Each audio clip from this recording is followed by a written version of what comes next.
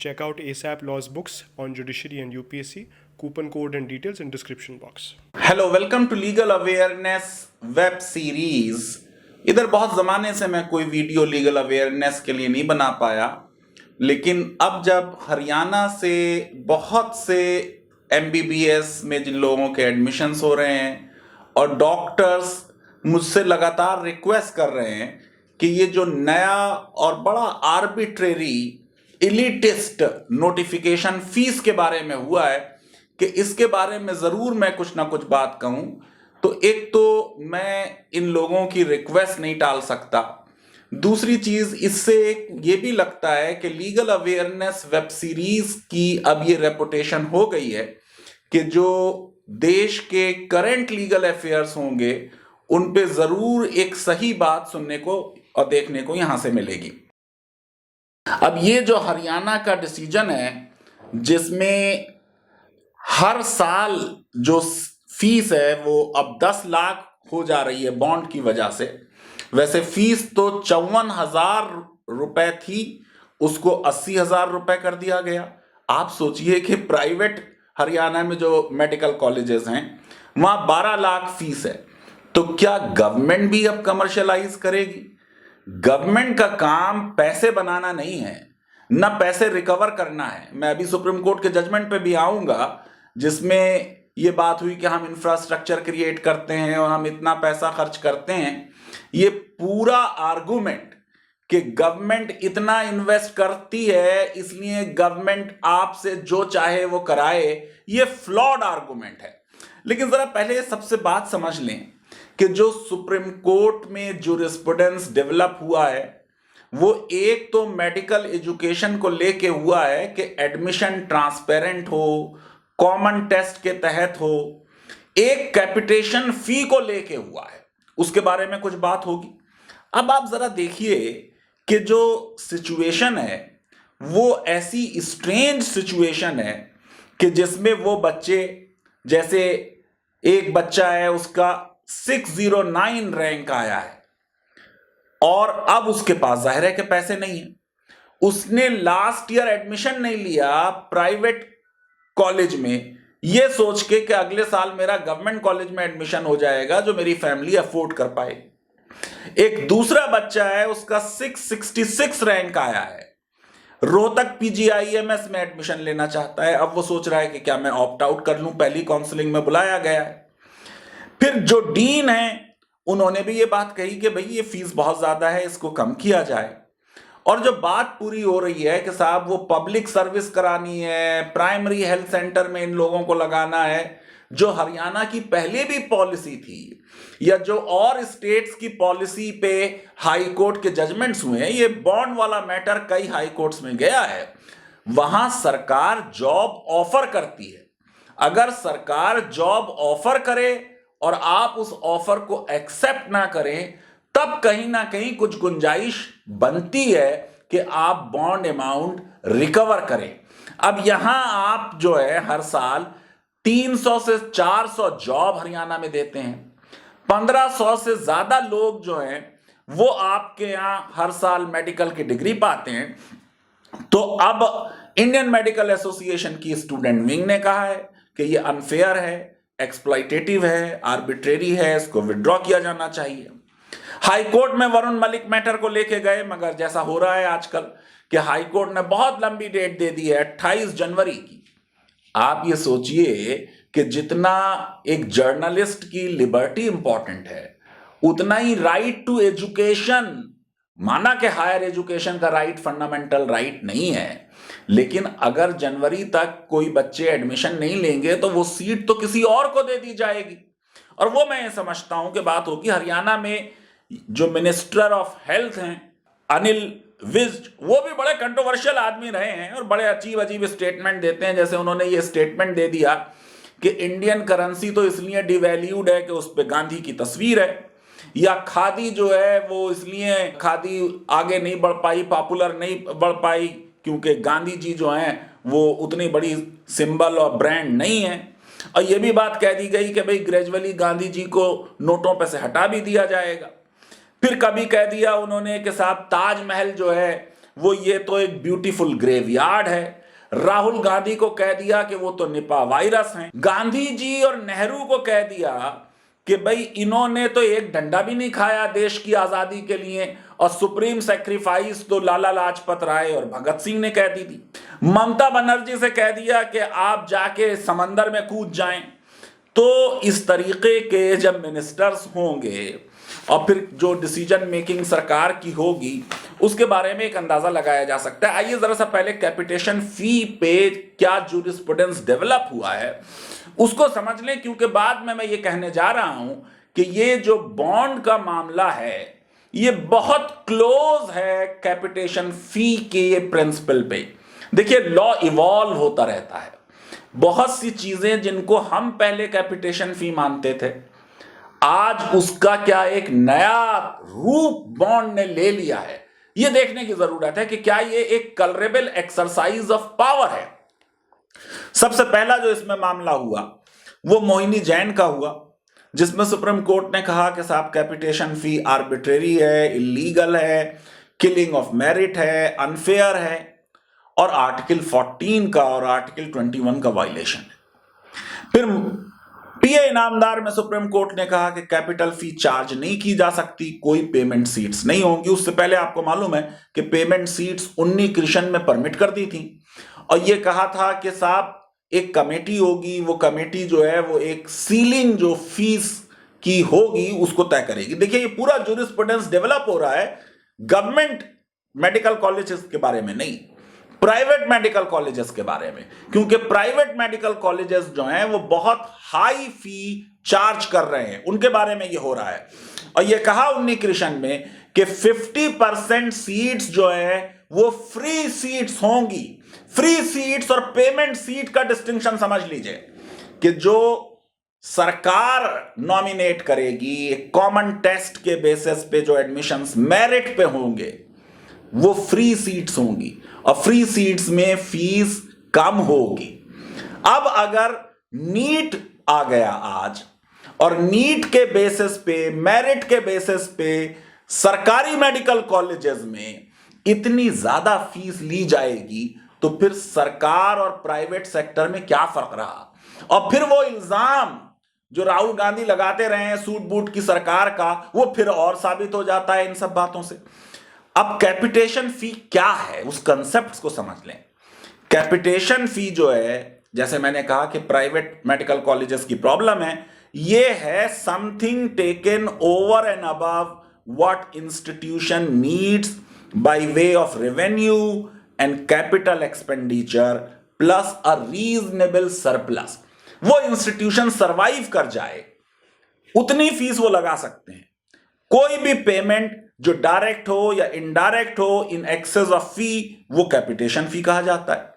अब ये जो नया जमाना आ गया है, बॉन्ड के थ्रू अगर हम इतनी सख्त कंडीशंस लगा रहे हैं, तो मैं समझता हूं कि कैपिटेशन फी की डेफिनेशन को सुप्रीम कोर्ट और हाई कोर्ट्स को रिविजिट करना चाहिए, क्योंकि पूरा पर्पस ये है कि क्या ये स्कीम एक्सप्लॉइटेटिव है, क्या ये स्कीम अनरीजनेबल है, अनफेयर है, अनजस्ट है। आपको मालूम है कि जो पूरा जूरिस्प्रूडेंस अब आर्टिकल 14 राइट टू इक्वालिटी और आर्टिकल 21 का है, तो राइट टू इक्वालिटी में राइट अगेंस्ट आर्बिट्रेरीनेस, इक्वालिटी का राइट है, और आर्टिकल 21 में आप right to life and personal liberty किसी की तभी छीन सकते हैं जब जो लॉ आपने बनाया है वो फेयर हो, जस्ट हो, रीजनेबल हो, नॉन आर्बिट्रेरी हो। मैं ये समझता हूं कि ये जो हरियाणा का नोटिफिकेशन है, ये इन पैरामीटर्स पर, फेयरनेस, जस्टनेस, रीजनेबलनेस, नॉन आर्बिट्रेरीनेस पर मुश्किल से इस यार्डस्टिक को क्रॉस करेगा। अब आप जरा सोचिए कि जब आप जॉब दे नहीं रहे हैं, तो फिर किस तरीके से इन लोगों से बॉन्ड का अमाउंट रिकवर करने की कंडीशन लगाएंगे। 2016 में जो टोटल वैकेंसीज हरियाणा ने नोटिफाई की वो 662 थी। जिन लोगों ने मेडिकल ग्रेजुएट बने वो 1500 के आसपास थे। 2017 में कोई वैकेंसी नोटिफाई नहीं हुई और 1400 डॉक्टर्स बन गए। 2018 में जो advertisement number 5 sub clause 2 of 2018 है, सिर्फ 81 पोस्ट नोटिफाई हुई, एडवर्टाइज हुई, और 1400 to 1500 डॉक्टर्स जो थे वो ग्रेजुएट हुए। 2019 में कोई वैकेंसी एडवर्टाइज नहीं हुई, डॉक्टर्स का और ग्रेजुएट्स का नंबर वही रहा। और 2020 में इस साल 447 वैकेंसीज एडवर्टाइज हुई हैं, जो ग्रेजुएट्स निकल रहे हैं वो 1400 हैं। तो टोटल अगर 2016 से 2020 तक का ले लें तो 7000 मेडिकल ग्रेजुएट्स हरियाणा में बने, और उनके लिए 1190 सिर्फ पोस्ट जो थी वो एडवर्टाइज हुई। अब ये जो इसमें बात की जा रही है कि इस नोटिफिकेशन का ऑब्जेक्ट है कि गवर्नमेंट मेडिकल सर्विस प्रोवाइड करे, पब्लिक हेल्थ प्रोवाइड करे, बड़ा लाउडेबल ऑब्जेक्ट है। जो जजमेंट्स हुए हैं उनमें ये बात कही गई सरकार ने डिफरेंट हाई कोर्ट्स में कि WHO ने भी कहा है कि साहब mandatory public service, medical service होनी चाहिए। लेकिन इस पूरे में जब तक जॉब सरकार बिल्कुल एश्योर नहीं करती और प्रॉमिस नहीं करती, तब तक बात नहीं बनती। इसी तरह जो लोग MD-MS करेंगे उनके लिए कह दिया गया कि साहब बाद में नोटिफिकेशन आएगा, क्या नोटिफिकेशन आएगा इसके बारे में कुछ नहीं कहा गया। और जो हरियाणा की अपनी पॉलिसी रही है, 2017 की पॉलिसी थी, उसमें यह बात कही गई थी कि साहब जब जॉब ऑफर हो और अगर आप उसको ना लें तो बॉन्ड अमाउंट आपको पे करना पड़ेगा। अब यहां पे जो एश्योरेंस थी वो जॉब की दी गई थी, पीरियड जो था वो 2 साल था, और ग्रेजुएट्स जो हैं वो 2 साल जो है सर्व कर सकते हैं MD-MS करके। जो बॉन्ड अमाउंट था वो 25 लाख था, वो भी फिक्स था, उसमें ये नहीं था कि इंटरेस्ट हर साल जुड़ता चला जाएगा, और बॉन्ड लैप्स करेगा अगर MBBS ग्रेजुएट को जॉब प्रोवाइड नहीं किया गया। यह हरियाणा की ही 2017 की पॉलिसी है। जब इसको कंपेयर करें 2020 की पॉलिसी से, तो अब बॉन्ड अमाउंट पे करना है एडमिशन के टाइम पे, फिर हर साल वो चालू रहेगा, और ये गवर्नमेंट की रिस्पॉन्सिबिलिटी नहीं है कि वो जॉब दे। और वो पीरियड जो बॉन्ड का पहले 2 साल था वो अब 7 इयर्स हो गया। अगर आपने एम्प्लॉयमेंट ले लिया, स्टेट में आप रहे, और फिर पोस्ट ग्रेजुएशन MD-MS पे कोई इंफॉर्मेशन नहीं है, जो 25 लाख का फिक्स्ड अमाउंट था वो अब ऑलमोस्ट 40-50 लाख हो जा रहा है इंक्लूडिंग इंटरेस्ट, और वो बढ़ता रहेगा। और यहां पे जो पहले 2017 में कहा गया था कि बॉन्ड लैप्स करेगा अगर सरकार जॉब ना दे, यहां बॉन्ड का अमाउंट बढ़ता रहेगा और सरकार जॉब का प्रॉमिस नहीं करती, क्योंकि सरकार ने कह दिया इस पॉलिसी में खुद कि ये ऑब्लिगेटरी और मैंडेटरी नहीं होगा सरकार के लिए कि वो जॉब दे। अब इसमें जो सुप्रीम कोर्ट का जजमेंट अगर साइट किया जाता है, वो जजमेंट है association of medical super speciality aspirants and resident versus union of India, 11 अगस्त 2019 का जजमेंट है। जस्टिस नागेश्वर राव ने जजमेंट दिया है। अब इस केस में 139 केसेस जो थे वो गए थे, लेकिन याद रखें कि ये केस MBBS के बारे में नहीं है, ये केस PG और सुपर स्पेशलिटी कोर्सेज के बारे में है। और यहां बात हो रही है कि इसी तरह के बॉन्ड आंध्र प्रदेश में है, गोवा में है, गुजरात में है, हिमाचल प्रदेश में है, कर्नाटका में है, केरला में है, महाराष्ट्र में है, उड़ीसा में है, राजस्थान में है, तमिलनाडु में है, तेलंगाना में है, वेस्ट बंगाल में है। केस वेस्ट बंगाल से शुरू हुआ था।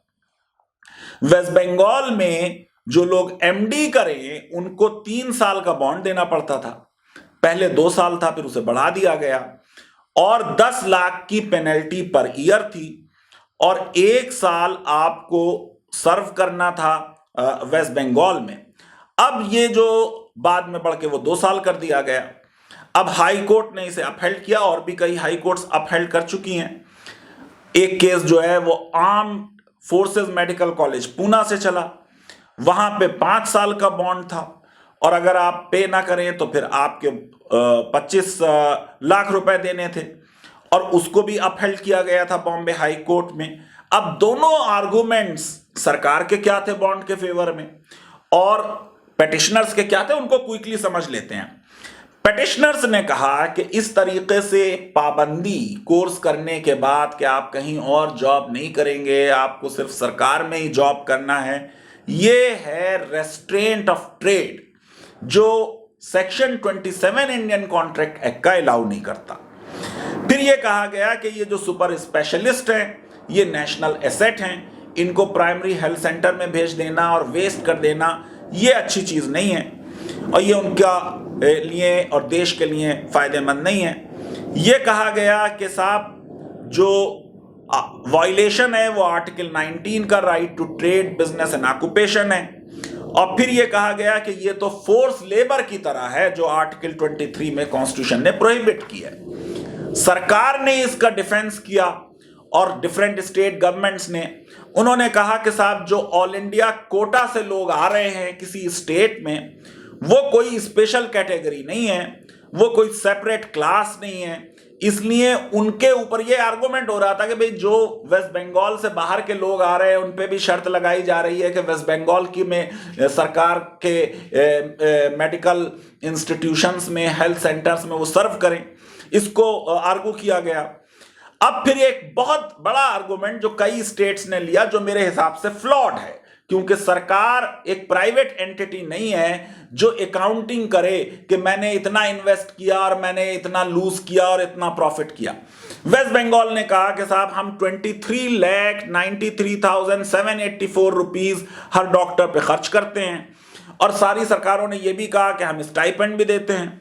तमिलनाडु ने कहा कि साहब फीस जो है वो 30,000 है और इनको 21,000 स्टाइपेंड दिया जाता है। और फिर गुजरात ने कहा फीस 40,000 है और 72,000, 75,000, 80,000 3 साल में, क्योंकि एमडीएमएस की बात हो रही है, स्टाइपेंड दिया जा रहा है पर मंथ। गोवा ने कहा कि साहब 77,500 फीस है और 89,000 और 91,000 और 92,000 स्टाइपेंड दिया जा रहा है। तो इस तरीके के आर्गुमेंट्स सरकार ने लिए, WHO को कोट किया उन्होंने और उन्होंने कहा साहब मेडिकल एजुकेशन में कोई फंडामेंटल राइट नहीं है। अब जब जजेस ने इस पूरे केस को एग्जामिन किया तो सरकार के सारे आर्गुमेंट्स मान लिए और ये कहा कि ये जो एग्रीमेंट्स हैं बॉन्ड वाले, ये ना तो agreement in restaurant of trade हैं, ना ये आर्टिकल 21 का वायलेशन है, ना आर्टिकल 14 का वायलेशन है, ना ये फोर्स लेबर हैं, बल्कि सरकार से उन्होंने ये कह दिया कि ये जो डिफरेंट स्टेट्स में अलग अलग तरह की कंडीशंस हैं और कुछ बहुत सख्त कंडीशंस हैं, वो कंडीशंस पे रिव्यू कर लें और उनको जरा सा बेहतर बना लें। मेरा ये एनालिसिस ये है कि ये जजमेंट इस केस में डायरेक्टली अप्लाई नहीं होगा। वहां बात हो रही है पोस्ट ग्रेजुएट कोर्स की, यहां बात हो रही है अंडर ग्रेजुएट कोर्स की, वहां बात हो रही है जब सरकार जॉब दे और जॉब रिफ्यूज किया जाए। यहां जो पॉलिसी हरियाणा की गवर्नमेंट लाई है वहां जॉब ना दें तब भी वो कंडीशंस रहेंगी, इसलिए वो कंडीशंस मैं समझता हूं कि वो आर्बिट्रेरी हो गई हैं, वो अनरीजनेबल हो गई हैं, वो अनजस्ट हो गई हैं, वो अनफेयर बन गई हैं और वो आर्टिकल 21 का वायलेशन हो गई हैं। हमारे देश में बहुत कम डॉक्टर्स हैं पॉपुलेशन के रेशियो के हिसाब से। हमें मेडिकल एजुकेशन को अट्रैक्टिव बनाना चाहिए, हेविली सब्सिडाइज करना चाहिए और हमें जो गवर्नमेंट के हॉस्पिटल्स में लोग काम करें उसको अट्रैक्टिव बनाना चाहिए। अगर गवर्नमेंट के इंस्टीट्यूशंस के सैलरी पैकेजेस एट पार हो जाए या सिमिलर हो जाएं प्राइवेट सेक्टर के मुकाबले में, तब लोग ऑटोमेटिकली गवर्नमेंट इंस्टीट्यूशंस की तरफ अट्रैक्ट करेंगे। लोगों को कंपेल करना, अनविलिंग लोगों को सरकारी नौकरी में रखना, उससे कोई public good, public interest serve नहीं होता। लीगल अवेयरनेस वेब सीरीज अगर आपको पसंद आती है तो मेरी रिक्वेस्ट है कि इस वीडियो को वाइडली शेयर करें, हमारे चैनल को सब्सक्राइब करें और बेल आइकन जरूर क्लिक करें। बहुत बहुत शुक्रिया, धन्यवाद, थैंक यू वेरी मच।